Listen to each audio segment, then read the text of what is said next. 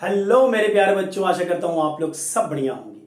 तो इस वीडियो में हम लोग क्लास 10 आईसीएसई कंसाइंस फिजिक्स से वर्क एनर्जी एंड पावर को कंटिन्यू करेंगे। उसके 3 भाग है, A B C. A B हम लोग पहले ही कंप्लीट कर चुके हैं, आप लिंक डिस्क्रिप्शन बॉक्स में देख सकते हैं। इस वीडियो में हम लोग पार्ट सी करेंगे, कंजर्वेशन ऑफ एनर्जी। ना देखिए, प्रीवियस वीडियो में हम लोगों ने क्या है कि one form of energy changes to another form of energy. जैसे कि बल्ब में क्या होता है, electric energy changes to light and heat energy, है कि नहीं। तो कंजर्वेशन ऑफ एनर्जी क्या कहता है हमें, according to the conservation of energy, ये क्या कहता है कि energy can neither be created, आप उसको क्रिएट नहीं कर सकते हो, neither be created not destroyed, आप उसको डिस्ट्रॉय भी नहीं कर सकते हो। बट ऑफ कोर्स आप एक फॉर्म ऑफ एनर्जी को दूसरा फॉर्म में चेंज कर सकते हो, but it can change from one form to another, एक फॉर्म से दूसरे फॉर्म में आप एनर्जी को चेंज कर सकते हो। मतलब क्या है, देखिए, in the universe various forms of energy are there. मतलब सीधा सा बात है, आप एनर्जी क्रिएट भी नहीं कर रहे हो, आप एनर्जी डिस्ट्रॉय भी नहीं कर रहे हो।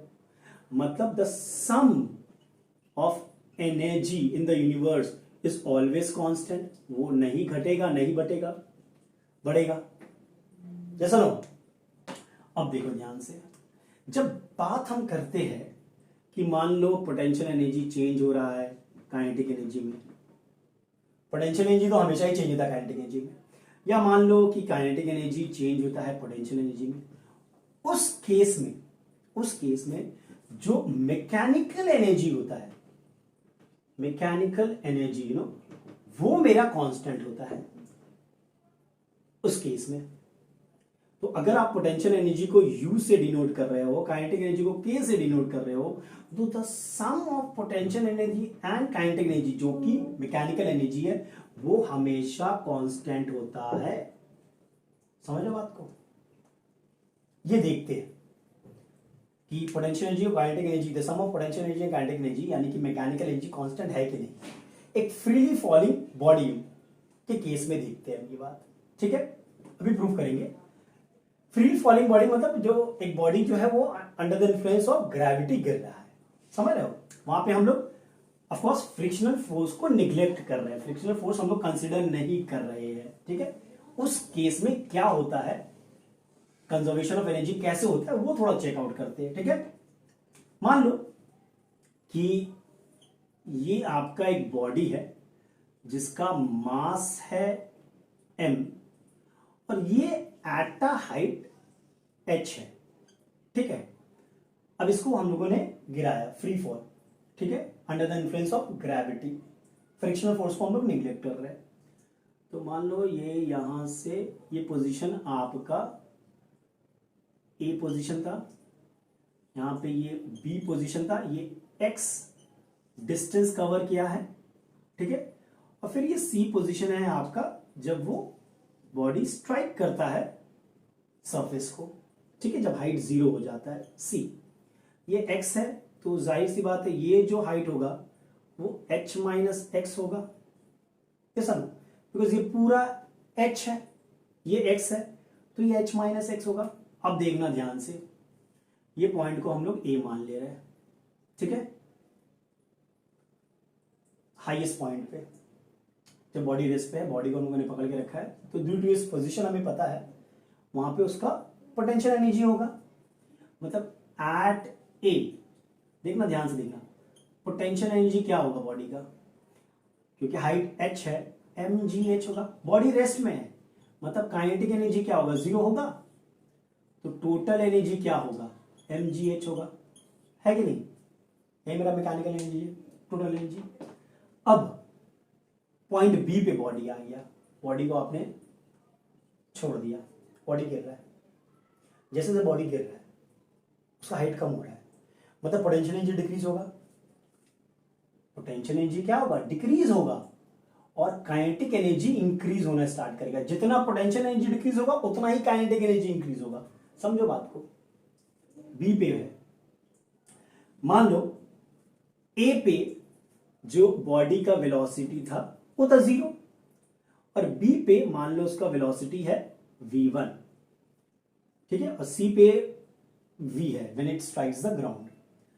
तो पहली बात तो बी पे ध्यान से देखना पोटेंशियल एनर्जी क्या होगा, mg and height is h minus x, देख लो ध्यान से देख लो, यही है ना। और काइनेटिक एनर्जी क्या होगा, एट बी मैंने मान लिया है कि उसका वेलोसिटी v1 है, तो काइनेटिक एनर्जी होगा हाफ m v1 स्क्वायर। अब चलो v1 निकालते हैं, ध्यान से देखिएगा, इस सिनारियो में इनिशियल वेलोसिटी u है, फाइनल वेलोसिटी v1 है, तो फाइनल वेलोसिटी का स्क्वायर क्या होता है, इनिशियल वेलोसिटी प्लस 2g, और ये डिस्टेंस कितना कवर किया है x, तो 2a gx होगा ना, है कि नहीं। u तो 0 है तो v1 स्क्वायर क्या होगा 0 प्लस 2gx, तो 2gx होगा, यहां पे बैठा दो, तो काइनेटिक एनर्जी क्या होगा हाफ m v1 स्क्वायर की जगह 2gx बैठा दो, तो 2 कैंसिल हो गया, यानी कि काइनेटिक एनर्जी हो गया mgx। अच्छा पोटेंशियल एनर्जी क्या है, ब्रैकेट खोलो, mgh माइनस mgx, तो टोटल एनर्जी क्या होगा, इन दोनों को ऐड करेंगे ना, टोटल एनर्जी क्या होगा, पोटेंशियल एनर्जी है आपका mgh माइनस mgx और काइनेटिक एनर्जी है mgx, ये टर्म कैंसिल हो गया, तो टोटल एनर्जी मेरा क्या हो गया mgh हो गया ना, एट बी, देख रहे हो ए पे भी टोटल एनर्जी mgh था, वहां पे पोटेंशियल एनर्जी mgh था, काइनेटिक एनर्जी 0 था, और बी पे भी टोटल एनर्जी mgh ही आ रहा है। चल अब बॉडी और नीचे जा रहा है, पोटेंशियल एनर्जी और घटेगा, काइनेटिक एनर्जी और बढ़ेगा, और the moment it strikes the ground वहां पे क्या होता है, टोटल पोटेंशियल एनर्जी चेंज हो जाता है काइनेटिक एनर्जी में, समझ लो। क्योंकि ध्यान से देखो आप, एट पॉइंट सी, अगर आप सी की बात करते हो तो सी में पहली बात तो हाइट 0 है, तो पोटेंशियल एनर्जी तो आपका 0 होगा, ठीक है, और काइनेटिक एनर्जी क्या होगा हाफ m, वेलोसिटी मैंने v लिया था, v स्क्वायर होगा, सही है, देख लो।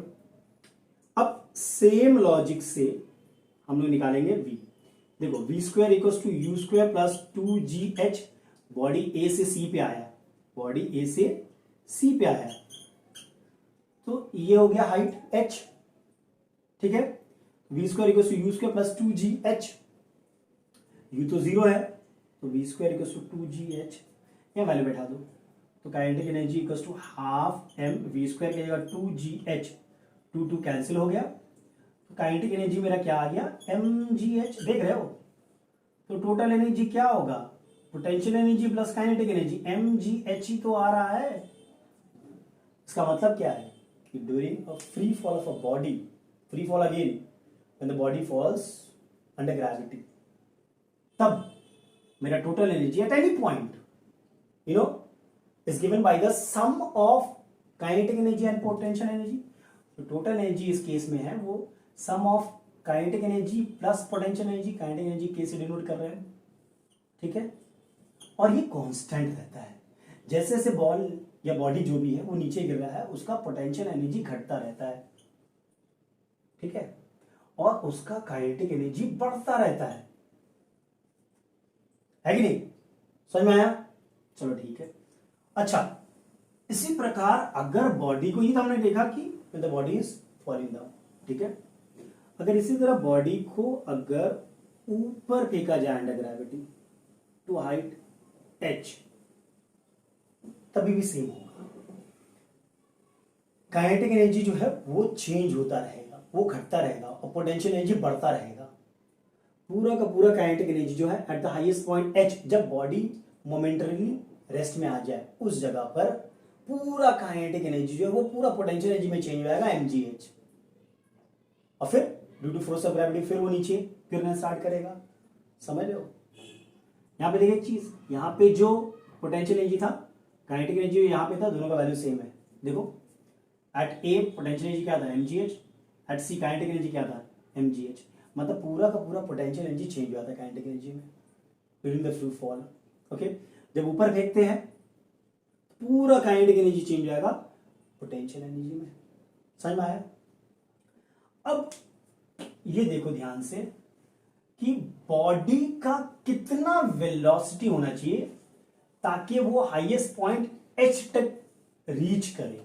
मैं क्या बोलना चाह रहा हूं कि अगर यहां पे बॉडी को आपने यहां से फेंका, अपवर्ड हो या बॉडी फॉल कर रहा है, ठीक है, या अपवर्ड आपने फेंका, तो आप किस वेलोसिटी से फेंकोगे उसको ताकि बॉडी हाइट एच को अटेन करे।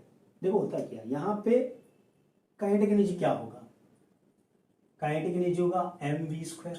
तो किस वेलोसिटी से हमें फेंकना है, ठीक है, ताकि वो हाइट एच पे जाए।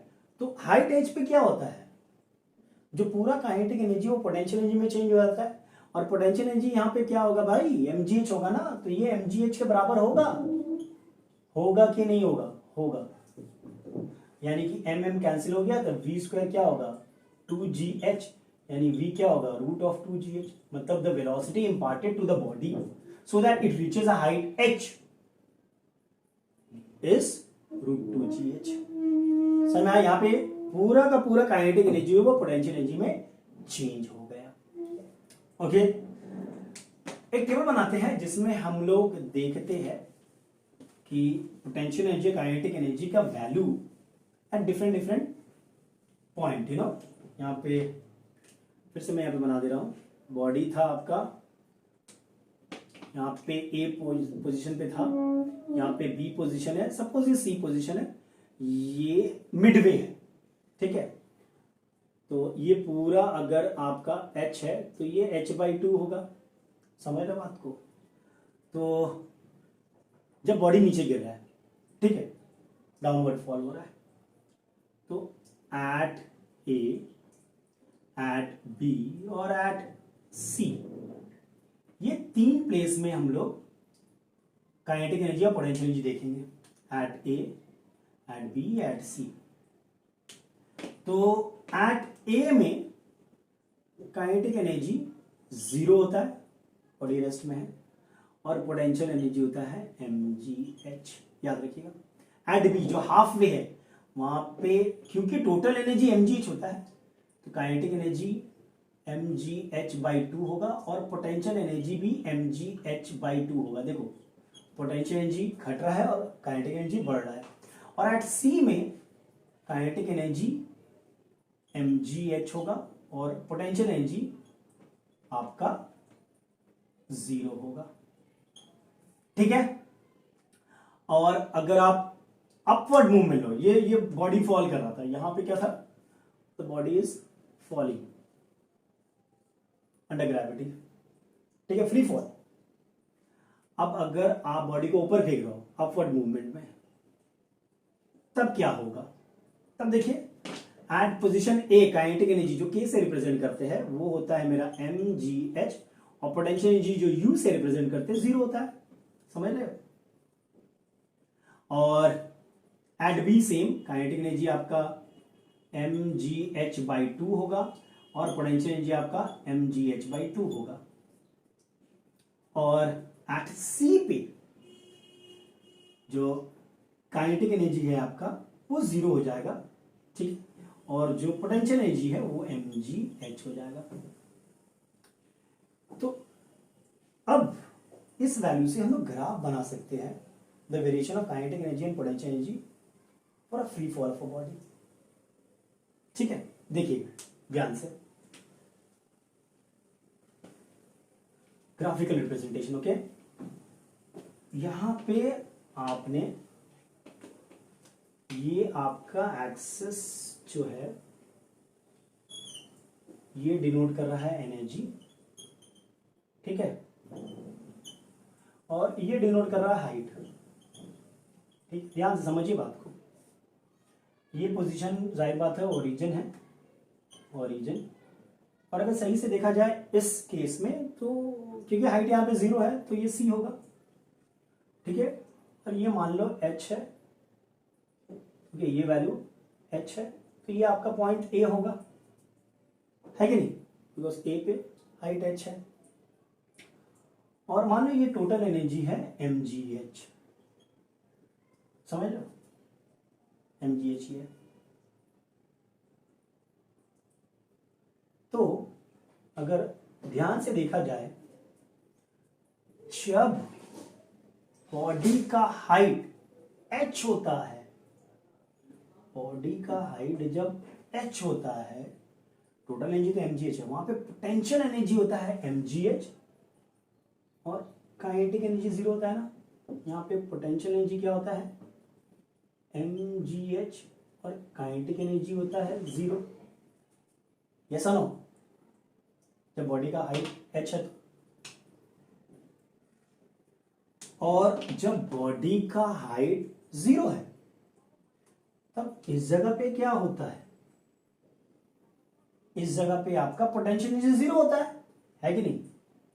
यहां पे पोटेंशियल एनर्जी जीरो होता है और काइनेटिक एनर्जी होता है mgh, है कि नहीं। पोटेंशियल एनर्जी यहां पे क्या होता है, जीरो होता है, काइनेटिक एनर्जी mgh होता है। तो इसको आप ज्वाइन कर दो, तो ये आपका पोटेंशियल एनर्जी रिप्रेजेंट कर रहा है, समझ लो। अब देखो, जब हाइट जीरो है, काइनेटिक एनर्जी आपका mgh होता है ना, है कि नहीं। जब हाइट जीरो है, काइनेटिक एनर्जी mgh होता है, पोटेंशियल एनर्जी जीरो होता है। ये आपका काइनेटिक एनर्जी डिनोट कर रहा है, जो कि टोटल एनर्जी भी होता है। अब जब हाइट आपका h है, इस पोजीशन पे काइनेटिक एनर्जी जीरो होता है, याद करो। यहां पे क्या होता है, काइनेटिक एनर्जी जीरो होता है ना, काइनेटिक एनर्जी जीरो होता है और पोटेंशियल एनर्जी mgh होता है। तो इस पॉइंट को इस पॉइंट से अगर आप जोड़ोगे तो ये आपको काइनेटिक एनर्जी का ग्राफ देगा, ये आपको पोटेंशियल एनर्जी का ग्राफ देगा, समझे। और ये जो पॉइंट ऑफ इंटरसेक्शन है, सपोज यहाँ पे हाइट h/2 है, ओके, तो यहाँ पे जो एनर्जी होगा वो mgh/2 होगा, both kinetic energy and potential energy. तो यही है graph for the variation of kinetic energy and potential energy for the freely falling body. समझ में आया। याद रखिएगा, यहाँ पे अगर आप देखो तो पोटेंशियल एनर्जी पूरा का पूरा कन्वर्ट हो गया काइनेटिक एनर्जी में। यहाँ पे हम लोगों ने फ्रिक्शनल फोर्स को इग्नोर किया है, frictional force between the body and air, और भी अदर फोर्सेस होंगे, इसको हमने इग्नोर किया है। ये हम लोग कंसिडर नहीं कर रहे हैं, नॉट कंसिडर्ड, ओके, इसको हम लोग कंसिडर नहीं कर रहे हैं, ठीक है, नॉट कंसिडर, ओके। क्योंकि अगर फ्रिक्शनल फोर्स को अगर हम लोग काउंट करें, अगर उसको ले, तो यहां का जो काइनेटिक एनर्जी होगा वो पोटेंशियल एनर्जी के बराबर नहीं होगा, वो थोड़ा कम होगा, क्योंकि work is done against frictional force also. कुछ यहां पे जो एनर्जी है, काइनेटिक एनर्जी, वो पोटेंशियल एनर्जी के बराबर नहीं होगा, कम होगा थोड़ा सा, समझ रहे। चल, ये तो था for the freely falling body, okay. Verification of conservation of energy कि मैकेनिकल एनर्जी होता है डिफरेंट डिफरेंट पोजीशन पे वो सेम होता है। अब देखते हैं पेंडुलम में कंजर्वेशन ऑफ एनर्जी किस तरह से होता है। चलो, application of principle of conservation of energy to simple pendulum. मान लो कि एक रिजिड सपोर्ट वो है, वहां पे से हम लोगों ने पेंडुलम को रखा है, ठीक है। ये ए पोजीशन उसका रेस्ट पोजीशन है कि नहीं। और यहां पे हम लोग of course frictional force between the body, Bob and the air हम लोग कंसिडर नहीं कर रहे, ठीक है। ये हमेशा याद रखिएगा, इस पॉइंट इज हो। अब आप जब इस बॉब को डिस्प्लेस करते हो सपोज, और बी पे ले जाते हो, पॉइंट बी पे ले जाते हो, जो कि at a vertical height h है, ठीक है।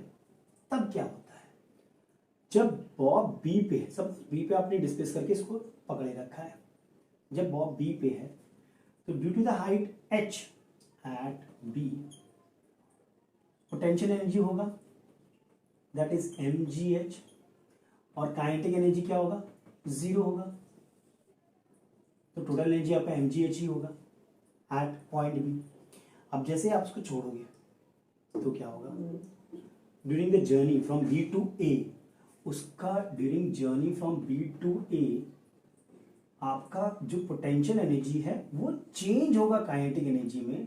पोटेंशियल एनर्जी कम होता रहेगा और काइनेटिक एनर्जी बढ़ता रहेगा। और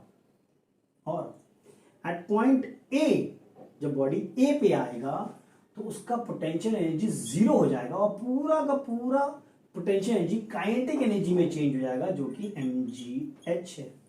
समझे बात को? टोटल एनर्जी अभी भी mgh है, देख लो, है कि नहीं है।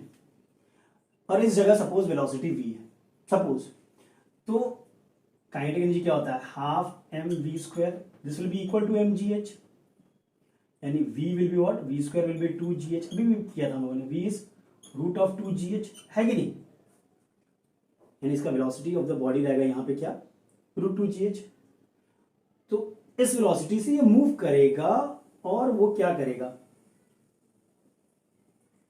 इस तरफ डिस्प्लेस होगा टू द पॉइंट C, जिसका वर्टिकल हाइट h होगा।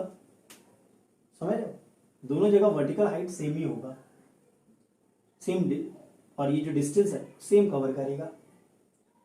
तो अब जब बॉडी A टू C जा रहा है, जब बॉडी A टू C जा रहा है तब क्या होगा, काइनेटिक एनर्जी जो है वो आपका चेंज होगा पोटेंशियल एनर्जी में। काइनेटिक एनर्जी आपका कम होता रहेगा, पोटेंशियल एनर्जी बढ़ता रहेगा, और जैसे कि ही बॉडी C पे रीच करेगा, जहां पे वो मोमेंटरी रेस्ट पे आ जाए, वहां पे क्या होगा, काइनेटिक एनर्जी 0 हो जाएगा और पोटेंशियल एनर्जी क्या हो जाएगा, mgh हो जाएगा। बिकॉज यहाँ पे तो काइनेटिक एनर्जी mgh था, वो पूरा कन्वर्ट हो जाएगा पोटेंशियल एनर्जी में। टोटल एनर्जी क्या होगा भाई, टोटल एनर्जी अभी भी mgh है कि नहीं, एनर्जी कंजर्व है। Mechanical energy U plus E सब जगह सेम है। यहाँ पे ऑफकोर्स फ्रिक्शनल फोर्स को हमने कंसीडर नहीं किया है, वरना एनर्जी थोड़ा डिसिपेट होगा, ठीक है, जैसे कि प्रीवियस केस में था। अब देखो ध्यान से, अगर देखना कि एक्सट्रीम पोजीशन पे, यानी B और C पे बॉडी के पास सिर्फ पोटेंशियल एनर्जी है कि नहीं, और A पे बॉडी के पास सिर्फ काइनेटिक एनर्जी है, पोटेंशियल एनर्जी नहीं है। और B और A के बीच में कहीं पर भी आप ले लो पोजीशन, यू नो, या A और C के बीच में कोई सा भी पोजीशन ले लो, बॉडी में kinetic energy as well as potential energy आएगा। समझ लो। और ऑफ कोर्स जब बॉडी C पे रीच करता है तो उसका टोटल एनर्जी mgh होता है। अब again due to force of gravity नीचे जाता है, फिर वही पाथ, ये सुनो, ये वैक्यूम में आप कर सकते हो। तो टोटल एनर्जी हमारा mgh होता है। तो यहां पे हमने देखा कि for a simple pendulum the energy, mechanical energy is conserve, constant है, sum of kinetic energy and potential energy, ठीक है। तो आई थिंक यही था हमारा last portion for this chapter. अभी चैप्टर ओवर हो गया है, ठीक है। इस वीडियो में हम लोग यहीं तक रखते हैं, नेक्स्ट वीडियो में हम लोग कोई दूसरा चैप्टर स्टार्ट करेंगे। Till then take care and be safe. और अगर वीडियो पसंद आया तो लाइक, शेयर और सब्सक्राइब तो बनता है।